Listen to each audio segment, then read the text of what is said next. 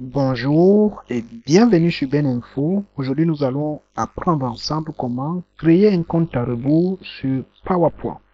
Voilà comment ça fonctionne. Il s'agira donc pour nous, tout au long de cette vidéo, d'apprendre à créer ce genre de compte à rebours. Pour en bénéficier de toutes les étapes, reste jusqu'à la fin de la vidéo. Surtout, n'oublie pas de t'abonner pour ne pas rater nos prochaines vidéos. Il faut également liker et partager pour en faire bénéficier d'autres personnes.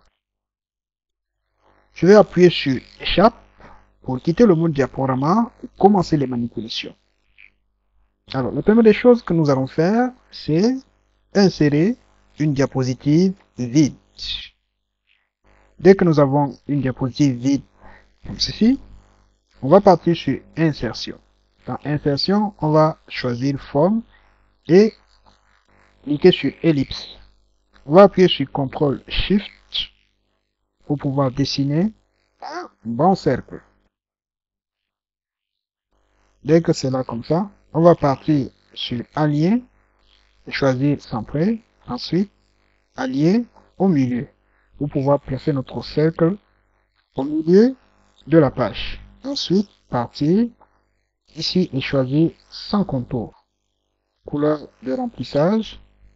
On va choisir le rouge ici.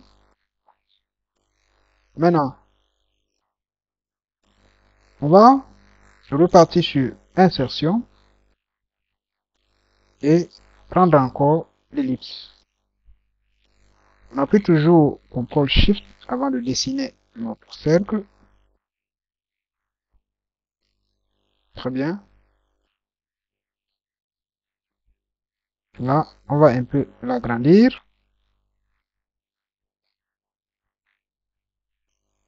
Je pense que là, c'est bon. Ensuite, on va dire également sans contour. Maintenant, remplissage. Je vais choisir la pipette et prendre la couleur de l'arrière-plan. Très bien. Dès que c'est fait comme ça, on va sélectionner les deux cercles et partir sur animation. Et on va choisir roue. Vous voyez comment ça tourne déjà. Je vais même ouvrir le volet d'animation là. Et à chaque fois, regardez le rendu. C'est lent. Donc, je vais faire un clic droit sur les animations et choisir minutage. Au niveau des minutages, je vais réduire la durée 1 seconde. Ensuite, je vais choisir répéter jusqu'à 5 secondes. Là, on répète 5 fois. Lorsqu'on veut faire un compte à rebours qui va durer 5 secondes. Si c'est plus, on peut mettre une autre valeur. Maintenant, début avec la précédente. Pourquoi je choisis avec la précédente? Pour que dès que le slide apparaît, ça commence directement. Vous voyez que là, je vois les effets de 5 répétitions là. Très bien. Maintenant, comment ajouter les nombres? Je vais partir sur insertion encore et là choisir zone de texte. Je dessine là comme ça. Je saisis 5.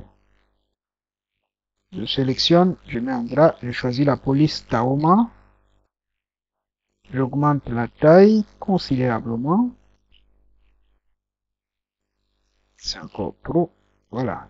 239 ou même, très bien, 199. Je lui donne la même couleur que le cercle. Et là, je vais un peu l'arranger comme ça pour que ça puisse bien se positionner au centre du cercle. Ensuite, je passe sur format et je dis centrer, allié au milieu. Là, mon sein est très bien au milieu. Je vais maintenant animer mon sein. Je repars sur animation. Je vais lui donner premièrement animation d'apparition, je dis apparaître. Ensuite, je viens ici, choisir dans l'animation de disparition, disparaître. Très bien. Là maintenant, je vais dire l'animation d'apparition, c'est-à-dire celle qui est coloriée en vert. Les animations coloriées en vert sont les animations d'apparition et celles coloriées en rouge sont les animations de disparition. Bien, je choisis l'animation d'apparition. Là, je vais dire, ça doit démarrer avec la précédente. La durée, je laisse auto et sans délai. Maintenant, ici, je dis, ça doit démarrer avec la précédente. Durée, je mets 1 seconde. Et 0,01 seconde. Et ici, maintenant, délai, je mets 1 seconde. Et on voit le décalage. Je veux revenir ici, dupliquer le 5. Je vais dire CTRL D. Et là, j'ai 5 qui est dupliqué. Je vais remplacer 5 par 4. Ensuite, je viens ici.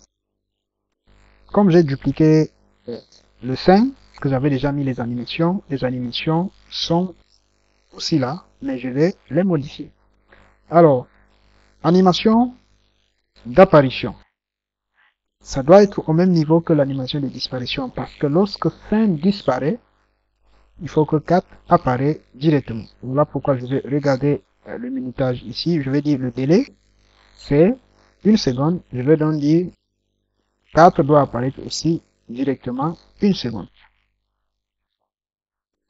Et là, je mets 1 seconde. Maintenant, il doit disparaître 1 seconde après, donc je veux mettre ceci à 2 secondes. Ensuite, je viens là, sur format, pour le placer au milieu. Centré, allié au milieu. Ensuite, je duplique encore le 4, je dis CTRL D. Là, je vais le remplacer par 3. Et on voit bien que les animations se sont dupliquées également. Les animations se sont dupliquées également. Maintenant, animation d'apparition, ça doit apparaître au même moment dès que 4 disparaît. Donc, animation d'apparition, le 3 va apparaître dès que 4 disparaît. Donc, je regarde pour le 4. Le délai, c'est 2 secondes. Maintenant, je dis également ici, délai, je mets ça à 2 secondes. Ensuite, animation de disparition, ça doit disparaître à 1 seconde de plus, donc je mets ça à 3. Je viens là, je le place au milieu. Sur format, je dis centré, allié au milieu. Je veux encore le dupliquer. Là, je veux le remplacer par 2. Je regarde l'animation de 3. C'est combien comme délai? 3. Donc ici, je le mets également à 3. Parce que dès que 3 disparaît, je vais dire 3 disparaît, oui. Il faut que 2 apparaît. Voilà pourquoi je vais mettre ça comme ça à 3. Ensuite, là, ça doit disparaître 1 seconde après. Je mets donc ça à 4. Je reviens là, sur format, et je le place au milieu, centré, allié au milieu. Je veux encore le dupliquer, CTRL D. Cette fois-ci, ce sera 1. Et je regarde le délai de l'animation de disparition de 2.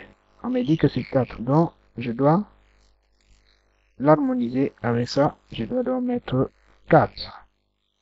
Maintenant, ici, ça doit être 5. Je reviens là, je le place au milieu de mon centré, allié au milieu. Je viens encore faire CTRL D pour dupliquer et mettre maintenant ça à 0. L'animation de disparition de 1, c'est 5. Ça veut dire que là, je dois également le mettre.